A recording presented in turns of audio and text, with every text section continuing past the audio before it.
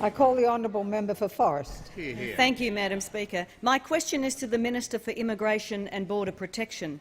What benefits are there in the budget for all Australians as a result of the government's success in stopping people smuggling ventures? I call the honourable Minister for Immigration and Border Protection. Thank you, Madam Speaker, and I thank the member for her question.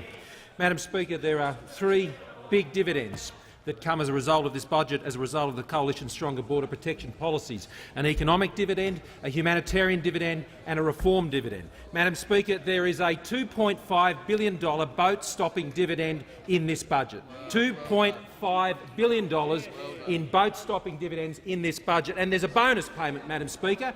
There's a bonus payment of $280 million in savings from our Closing the Detention Centre revolution, closing the centres that they opened when their borders failed because they weren't up to the job, Madam Speaker. And there is a $300 million contribution to the budget, Madam Speaker, as a result of a better put-together immigration program, Madam Speaker, with a greater focus on skills, a greater focus on people who come the right way to Australia, and the removal of incentives for those who come the wrong way. The previous government created 4,000 places for family reunion for people who had come to Australia illegally by boat. We've removed those places, Madam Speaker, and it has saved the budget $260 million. There is a humanitarian dividend as well, Madam Speaker. There is a humanitarian dividend beyond the fact of stopping these deaths at sea, and that is this. There is 20,000 places that have been restored to the refugee and humanitarian program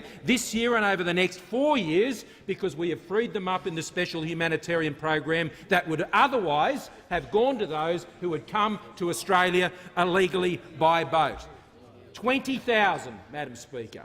In addition to that, Madam Speaker, there is a reform dividend in this budget, and that is through reversing the $700 million in cuts to the border agencies that occurred under the previous 6 years, under the previous government, over the Ford estimates, and over the next 6 years we will restore that with over $700 million in investing in our border agencies, including the establishment of the Australian Border Force, which brings together the combined efforts and experience and talent of our customs and immigration officers to provide one single force on our border to pick up where Operation Sovereign Borders, which has ensured for the past 20 weeks, for the past 146 days, there has not been a single successful maritime people smuggling venture to this country, Madam Speaker.